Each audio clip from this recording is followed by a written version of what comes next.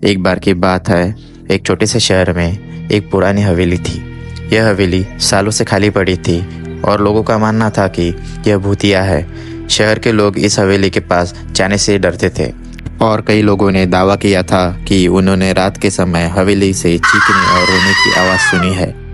एक दिन रिया नाम की एक जवान लड़की जो कि एक लेखिका थी, इस शहर में आई।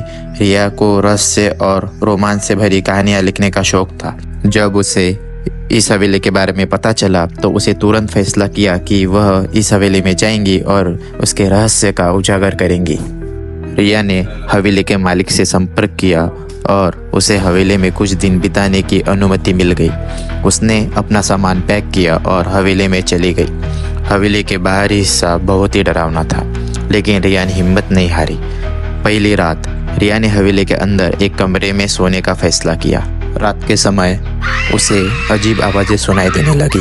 वह आवाज़ें धीरे धीरे तेज होती गई और रिया को लगा कि उसके कमरे के बाहर कोई खड़ा है। उसने दरवाज़ा खोला, लेकिन वहाँ कोई नहीं था। अगले दिन रिया ने हवेली की तलाशी लेना शुरू की। उसे एक पुरानी डायरी मिली जो कि हवेली के पिछले मालिक की थी। डायरी में लिखा था कि हवेली में एक खजाना छुपा हुआ है, लेकिन उसे पाने के लिए कई चुनौतियों का सामना करना पड़ेगा। रिया ने डायरी में दिए गए संकेतों का पालन करना शुरू किया। उस हवेली में कई गुप्त दरवाजे और सुरंगें मिली। हर कदम पर उसे अजीब और डरावने अनुभव होते रहे। एक बार तो उसे लगा कि कोई उसका पीछा कर रहा है, लेकिन जब वह पीछे मुड़कर देखती तो वहाँ कोई नहीं होता। आखिरकार रिया को हवेली में तहखाने का एक गुप्त कमरा मिला। कमरे के अंदर एक पुराना संदूक था। जब उसने संदूक खोला तो उसमें चमकते हीरे और जवाहरात थे, लेकिन जैसे ही उसने खजाने को छुआ, उससे एक तेज चीख सुनाई दी और कमरे की रोशनी बंद हो गई। रिया ने अपनी टॉर्च चलाई और देखा कि कमरे का दरवाज़ा बंद हो चुका है। उसने दरवाज़ा खोलने की कोशिश की, लेकिन वह नहीं खुला। तभी उसे लगा कि कोई उसके पीछे खड़ा है। वह धीरे धीरे मुंडी पीछे करके देखने लगी और उसने देखा एक पुरानी औरत की आत्मा उसके ओर देख रही है। रिया ने हिम्मत जुटाई और पूछा, तुम कौन हो? आत्मा ने जवाब दिया, मैं इस हवेली की पिछली मालकिन हूँ। यह खजाना मेरा है और इसे कोई नहीं ले जा सकता।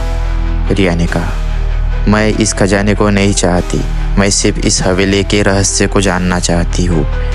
आत्मा ने रिया की ईमानदारी देखी और उसे बताया कि वह अपने परिवार के साथ इस हवेली में रहती थी, लेकिन एक दिन डाकुओं ने उन पर हमला कर दिया और उनकी हत्या कर दी। उसकी आत्मा तब से इस हवेली में भटक रही थी। रिया ने आत्मा से वादा किया कि वह उसकी कहानी दुनिया को बताएगी और उसकी आत्मा को शांति मिलेगी। आत्मा ने रिया को धन्यवाद दिया और गायब हो गई। दरवाज़ा खुल गया और रिया बाहर आ गई। रिया ने हवेली की कहानी लिखी और उसकी किताब बहुत मशहूर हुई। हवेली का रहस्य सुलझ गया और आत्मा को शांति मिल गई। रिया ने साबित कर दिया कि सच्चाई और हिम्मत से किसी भी रहस्य को सुलझाया जा सकता है।